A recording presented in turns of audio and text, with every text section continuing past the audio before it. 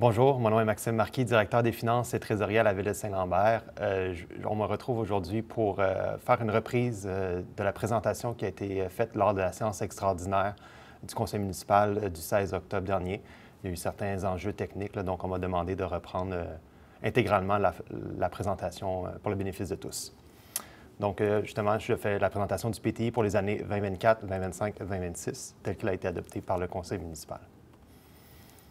Le contenu de la présentation, je vais faire un bref survol des objectifs dans l'élaboration du PTI, les principes qui ont été soutenus tout le long de la préparation et de l'adoption du PTI, un bref survol aussi des abréviations.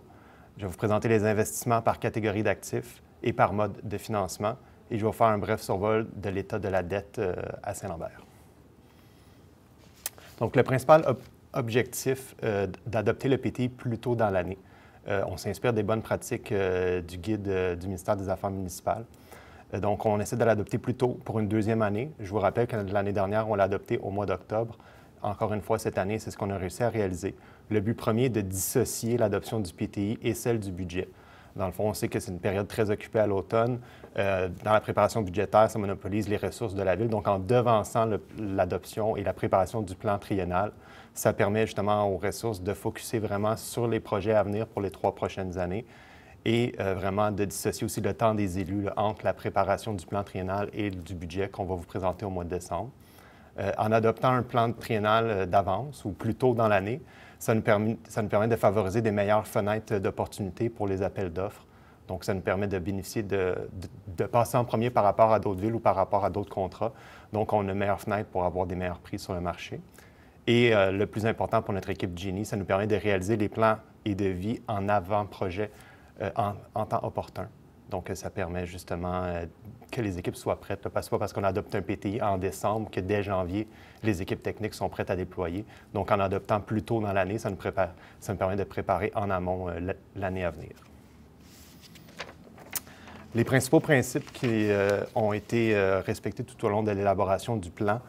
En premier, c'est la réfection des infrastructures existantes. Comme vous savez, à Saint-Lambert, on a un parc immobilier vieillissant, parc d'infrastructures souterraines vieillissant, des parcs aussi qui ont besoin de terrains de jeu, qui ont besoin d'amour. Donc, c'est vraiment la priorité qui a été établie, numéro 1. Aussi, on veut augmenter le niveau d'investissement. Comme vous avez pu voir dans les 2 dernières années, on essaie d'augmenter de façon significative les investissements, tout en respectant le 3e point, la capacité financière de la Ville. Le point numéro 4, optimiser les subventions. On est toujours à la recherche de subventions. Je vais vous faire état de celles que nous visons là, pour les 3 prochaines années. On répartit les projets en fonction des besoins. Donc, les besoins, autant au parc, infrastructure, on essaie vraiment de trouver un équilibre par rapport à ce qui est prioritaire au sein de la Ville. On fait une planification en fonction de la capacité de réalisation. On pourrait faire un PTI à 100 millions de dollars, mais si l'équipe technique en place n'a pas la capacité, n'a pas la main-d'œuvre pour réaliser le plan, ce ne serait pas réaliste. Donc, le plan qu'on vous présente sur 3 ans est en tenant compte de notre capacité de réalisation à l'interne. Et en 7e, on veut séquencer le financement des projets. C'est quelque chose qu'on a amorcé l'année dernière.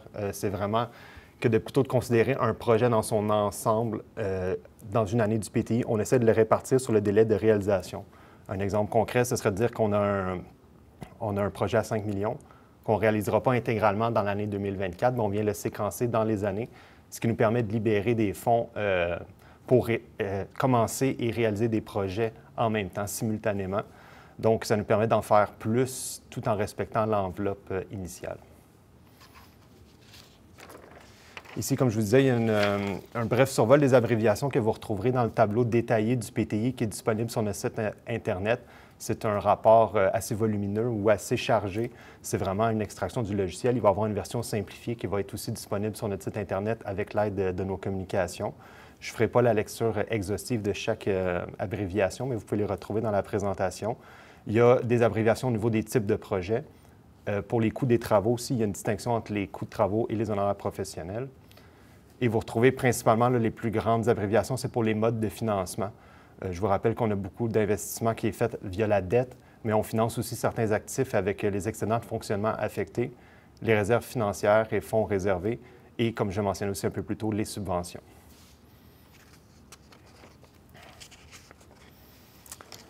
Au niveau du plan triennal, comme vous pouvez voir ici, c'est de la répartition vraiment 3 ans. C'est le total du PTI qu'on vous présente aujourd'hui.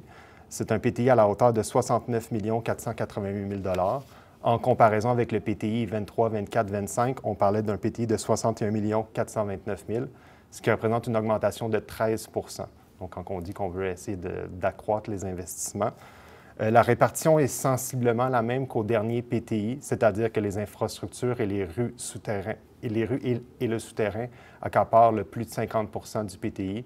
C'est là que les plus grands besoins et que les besoins sont les plus coûteux. En deuxième, vous retrouvez les bâtiments à 26 du PTI, principalement pour la réfection des ateliers municipaux qu'on souhaite entamer à partir de 2025. Vous avez la réfection dans les parcs et terrains de jeu à 14 les véhicules et tout le matériel, c'est les véhicules et la machinerie lourde à 4 du PTI.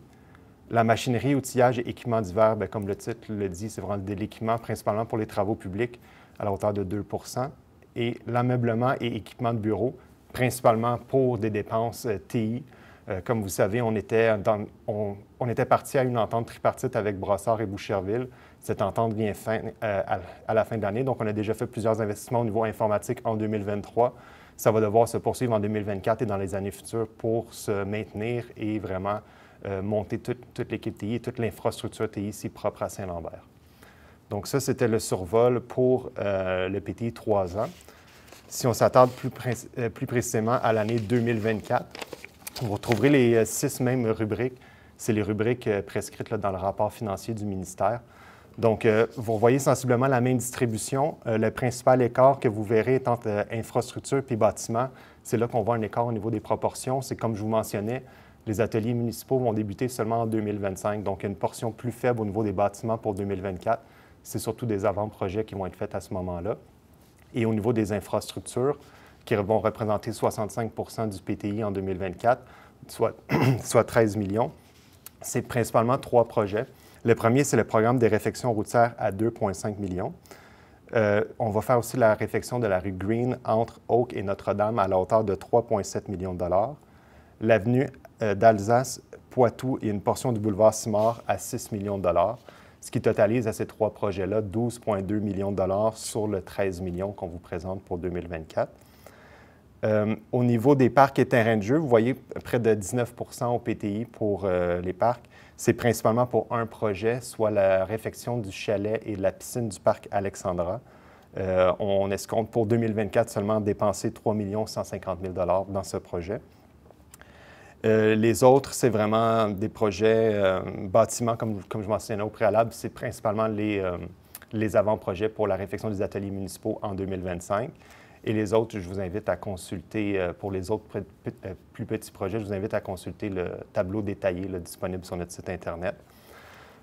Pour 2024, sur un PTI, comme je vous mentionnais tantôt, de près de 69 millions, il y a 19,9 millions qui est attribuable uniquement à l'année 2024, ce qui est un bond considérable par rapport au PTI 2023, pour lequel on était à 11 974 000, donc une augmentation en pourcentage de 67 puis si je fais justement peut-être un petit topo sur le PTI ou le degré de réalisation du PTI 2023, en date du 16 octobre, on était à un taux de réalisation de 70 Donc, comme je vous mentionnais un peu plus tôt, les principes qui nous guident dans l'élaboration du PTI, dans le but de faire un PTI qui est réaliste, autant au niveau technique que financier.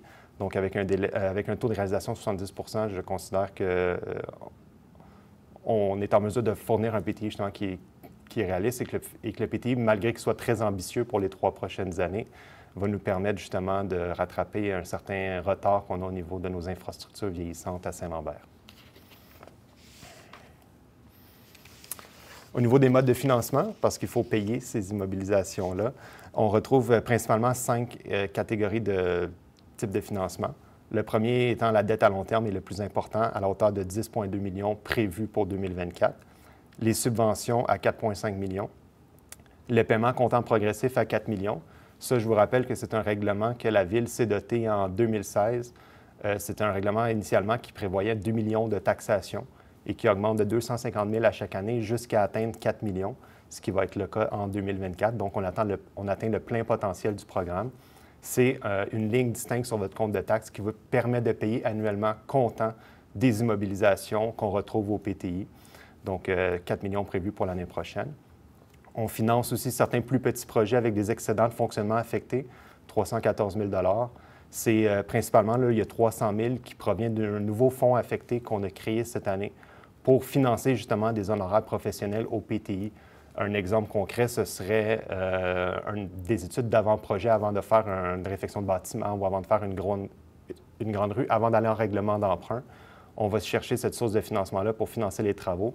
Puis, par la suite, quand on a le règlement d'emprunt qui nous permet d'aller en dette, bien, c'est là qu'on va financer l'entièreté des travaux qui sont généralement plus significatifs. Au niveau du fonds de roulement, ce n'est pas le fonds de roulement comme on connaît dans les entreprises privées, c'est vraiment le fonds de roulement avec la définition municipale, c'est-à-dire que c'est de l'argent qu'on a de côté, que la Ville peut s'emprunter à elle-même sur une période maximale de 10 ans, une période de remboursement maximale de 10 ans. Donc, ce qu'on finance principalement avec ça, c'est l'achat de matériel roulant. Donc, la rubrique que vous voyez au préalable de véhicules et machineries lourdes. Donc, on vient financer ce type d'immobilisation-là avec cette source de financement-là. Une augmentation de dette de 10 millions, ça peut sembler très élevé, surtout que c'est de la dette nette. Je vous rappelle que la dette nette, c'est la dette qui revient à Saint-Lambert, c'est la dette sur laquelle on doit taxer le citoyen. Mais je vous rassure en disant que le montant qui est là est le montant prévu maximal pour l'année prochaine. Le montant de la dette peut toujours être réduit de subventions qu'on pourrait obtenir subséquemment à l'adoption du PTI. Présentement, on travaille sur deux projets sur deux demandes de subventions. La première étant le PAFIR-SPA pour le projet justement de réfection de chalets et de piscine du parc Alexandra. Donc, c'est une demande qu'on va déposer auprès du ministère. Et l'autre programme de subvention, c'est la TEC. Pour ceux qui sont familiers avec le programme, généralement, c'est un programme qui est fait sur 5 ans. La TEC actuelle en vigueur était de 2019 à 2023 et le ministère a prolongé d'une année les travaux admissibles à cette subvention-là. Donc, le prochain programme pour les 5 prochaines années n'a pas encore été annoncé. C'est un programme qui est généralement récurrent, donc on s'attend à recevoir une somme de cette subvention-là, mais on ne peut pas encore la quantifier à l'heure actuelle. Et ce qui m'apporte à vous dire que pour la subvention de 4,5 millions, c'est une subvention sur laquelle on a déjà appliqué, pour laquelle on a déjà une lettre d'engagement. C'est la subvention Primo. Vous pourrez voir le détail de cette abréviation-là dans la section précédemment que je vous ai mis dans la présentation. Et on souhaite, ou du moins, appliquer sur le projet de réfection de la rue Green 1 million de dollars de cette subvention-là. Et sur la rue Alsace-Poitou, avec la portion du boulevard Simard, 3,5 millions. En dernier, je vous mentionnais que j'allais faire une brève présentation aussi au niveau de la dette. Tantôt, je vous ai parlé de dette nette de 10 millions qui pourrait être ajoutée au niveau de la Ville. Il y a une différence à faire entre la dette brute et la dette nette. La dette brute, c'est ce que vous retrouvez sur le graphique ici à l'écran, les barres bleues foncées. La dette nette étant les barres blanches. La différence, la dette brute, c'est la dette totale que la Ville doit comptabiliser au niveau de son rapport financier. Et la dette nette, c'est la dette sur laquelle les citoyens de Saint-Lambert doivent faire du remboursement. Pourquoi il y a un écart entre les deux? C'est que la dette brute inclut toute la portion subvention qui nous est versée par des gouvernements qui n'est pas payée immédiatement. Par exemple, la plupart des subventions du gouvernement provincial nous sont versées sur 20 ans. Donc, on doit emprunter à la banque au nom du gouvernement. Sachant qu'on a la subvention, on emprunte un montant plus élevé et on se fait rembourser la subvention sur 20 ans. Donc, l'effet net, la dette nette qui nous reste, c'est vraiment celle que vous voyez dans les barres blanches. C'est un montant qui se maintient généralement depuis les 10 dernières années entre 60 et 70 millions de dollars. Avec le PTI, comme on vous présente, avec une augmentation de la dette de près de 10 millions, on va franchir le 70 millions de dollars dans les prochaines années. C'est quelque chose qui a été regardé avec les élus municipaux, avec l'équipe administrative. Il y a un certain rattrapage à faire au niveau des investissements. Donc, c'est sûr qu'on va essayer de favoriser le plus de subventions possibles ou d'autres sources de financement possibles, mais on n'aura pas le choix, malgré tout, là, dans les prochaines années, de s'appuyer un peu plus fortement au niveau de la dette à Saint-Lambert. Donc, c'est aussi quelque chose que je vais pouvoir vous parler au niveau de la présentation budgétaire qui aura lieu au mois de décembre, au niveau du service de la dette, parce que ce que je vous présente là, c'est la dette totale empruntée, mais il y a des remboursements à faire annuellement à ça. Puis ça va vous être présenté justement à la séance du mois de décembre là, avec l'adoption du budget. Donc, ça conclut la présentation pour moi, en espérant que ça a été un petit peu plus clair que la séance avec les problèmes techniques du 16 octobre. Donc, merci. Bonne fin de journée.